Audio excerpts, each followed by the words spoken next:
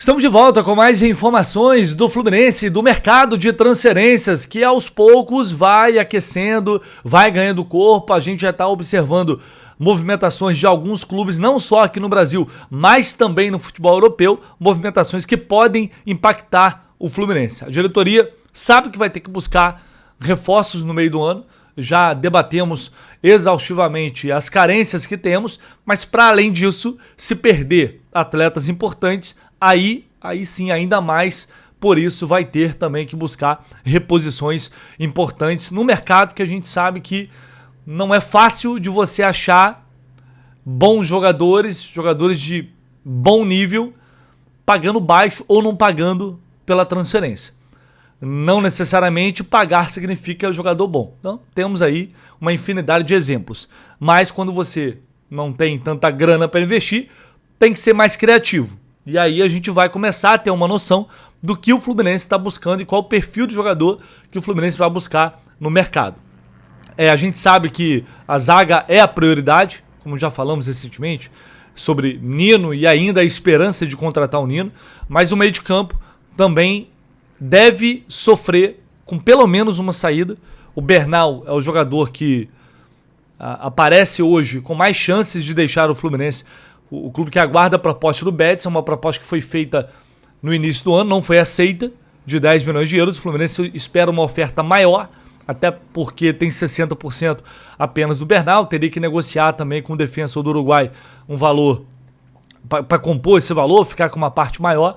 Mas ele está muito evidente, a não ser que a proposta não chegue, né? Uma coisa é falar, outra coisa é chegar lá, a grana, o papel, o e-mail oficial para viabilizar e andar com essa possível saída. E o Bernal deixando o Fluminense como parece que vai acontecer, naturalmente você tem que buscar uma reposição. E aí alguns jogadores já começam a surgir. A gente já ouviu agora o Arthur, que inclusive internamente o Fluminense segue negando que está negociando ou que pode contratar o Arthur.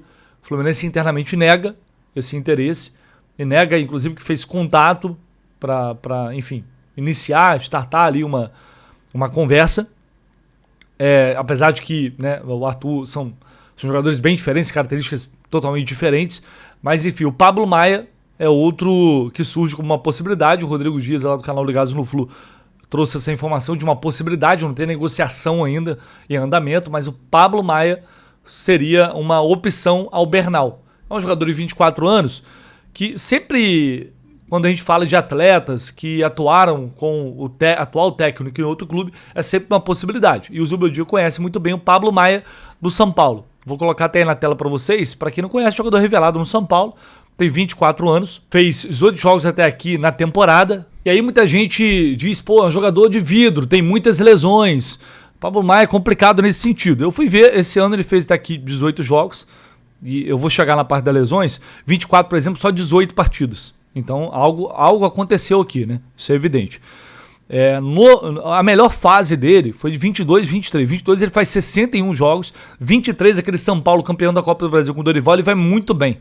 Fez uma grande temporada ali, acredito ter sido a melhor temporada dele até aqui na carreira, 58 jogos, 5 gols, 2 assistências. Ele sobe, é mais ou menos da geração do Nestor, que foi pro Bahia, mas enfim, surgiu muito bem no São Paulo. Surgiu como não sei se uma grande revelação, mas uma boa revelação. E aí, vamos pro histórico de lesão que ele teve aqui. Pelo que eu consegui ver aqui, em 24, ele fica muito, esse tempo, longo tempo fora. Ele teve uma lesão no conjunto do bíceps ali femoral. Uma lesão grave que exigiu uma recuperação de um longo tempo. Por isso ele faz 18 jogos só em 24. Em 25 ele tem uma lesão ligamentar no tornozelo direito. E aí essa lesão acontece em fevereiro. Aí ele só ia voltar no segundo semestre, mas antecipou o retorno em 2 meses. Então ele voltou ainda no primeiro semestre. Foi uma recuperação bem mais rápida do que se imaginava para uma lesão que não era simples. Então a gente está falando de 2 anos aí consecutivos. E esse ano ele teve uma fratura ou fraturas no nariz e na face. É o histórico mais recente que ele tem de lesão. Então assim, ele teve uma lesão muscular em 24, uma lesão muscular. 25 não é uma lesão muscular. 26, tão pouco, por enquanto. Então, não me parece ser o caso de um jogador bichado, Ele parece ser um jogador que tem um pouco de azar, vamos dizer assim, porque lesão ligamentar é sempre complicado, né? É um pouco de azar também que o cara tem. Então não diria que é, mas é um... Beleza, tem um histórico recente no departamento médico. Ele seria, ou poderia vir como mais um para brigar por espaço no grupo. Não é um atleta que, se eventualmente o Fluminense avançar por uma negociação, vai chegar, vai mudar o nível do time, assim como o Bernal hoje não muda. Então, eu acho que no fim das contas, a diferença não seria muito grande. Você tem no Bernal uma estatura, né, mais estatura. O Bernal é um jogador mais alto. O Fluminense o Fluminense precisa manter minimamente esses jogadores que têm uma boa estatura para não ficar um time muito baixo. E já tem muitos problemas na bola aérea. O Martinelli, por exemplo, é um craque, mas também não é um jogador alto.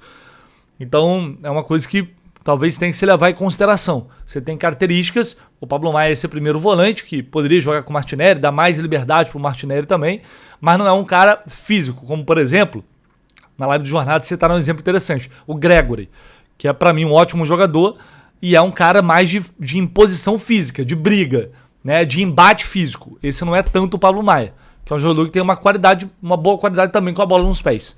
Então é uma possibilidade que surge, dentre outras que o Fluminense certamente está avaliando, porque, de novo, sabemos que jogadores podem sair nessa atual janela de transferência, principalmente o Bernal. Tá? Então não tem negociação ainda, não vale tanto a gente aprofundar agora esse debate, mas vale a gente ficar de olho. Saiu também uma informação lá da ESPN, publicada pelo Bruno Andrade, que fala sobre a possibilidade do Krasnodar da Rússia fazer uma investida para tentar contratar o Canóbio, substituindo o Vitor Sá, ex-Botafogo, que está indo para o São Paulo, ao que tudo indica. E aí ele diz aqui que o Canóbio se encaixa no perfil que o clube russo busca para suprir essa saída. Inclusive, eles têm olhado bastante o mercado sul-americano, sobretudo o Brasil, para reforçar o ataque. Além do Uruguai, outros nomes estão em equação neste momento. Aí ele lembra que o Fluminense contratou o Canóbio na época por 6 milhões de euros. E a gente recentemente teve a informação de que o River fez uma sondagem pelo Canóbio e publicaram que o Fluminense pediu a partir de 10 milhões de euros para negociar. Esse seria o valor para começar uma conversa. E aí, beleza, vamos lá. Tem algumas coisas para a gente falar aqui e que vai ser inevitável, qualquer contexto de venda e compra para o ataque, o Castillo vai ser um balizador. E aí vai ter muita gente falar, mas nossa, Castillo, toda hora fala disso. Sim, porque ele é a maior compra da história do clube. Então é evidente que ele vai ser utilizado como comparação, tanto para vender como para comprar. Azar, amigo. É isso. A realidade é essa. Então, você está vendendo um Canóbio, que é um jogador que vai disputar a Copa do Mundo, que não é um super craque, longe disso. Canóbio é um jogador útil. Canóbio é um jogador que entrega para o time funções táticas importantes, tanto é que ele é titular já há muito tempo e não tem a vaga hoje ameaçada, pelo menos nada indica isso. Foi convocado, está na seleção uruguaia, isso valoriza o jogador e para mim deveria valorizar ainda mais. Para mim o preço agora do Canóbio é outro, depois da convocação na Copa do Mundo. Não é assim que funciona o mercado? É assim que funciona. Então, se a gente olhar para um cenário de o Fluminense pagou 6 milhões, fica aqui um tempo, ajuda e depois vai embora por 4, 5 milhões de euros a mais, você pode argumentar que o Canóbio, por ter disputado a Copa do Mundo, vale mais, ok.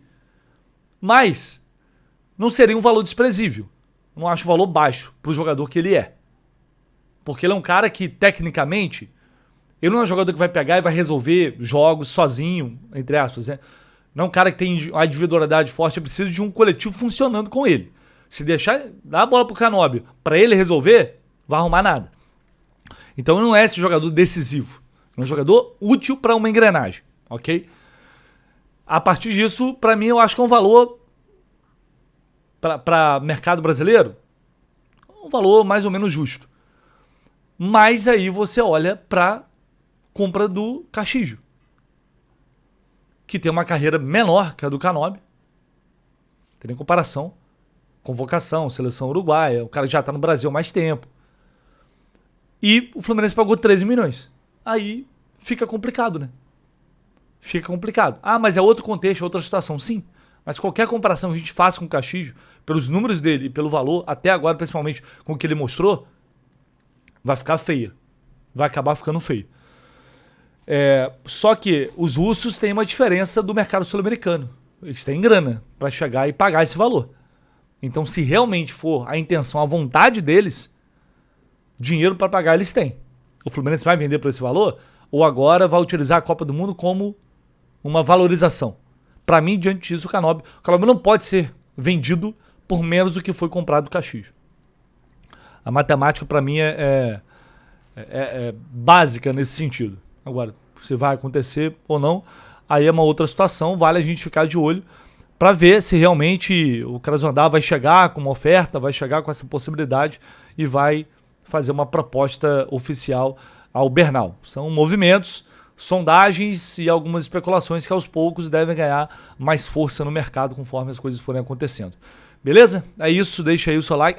Só para reforçar aqui, antes dele ir para a Copa do Mundo, até o momento, não tinha nenhuma proposta pelo Canóbio oficial, tá?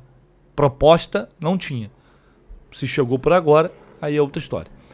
Valeu? Deixa aí seu like, seu comentário, se inscreva no canal, a gente vai se falando por aqui assim que tivermos mais informações e mais notícias. Tamo junto.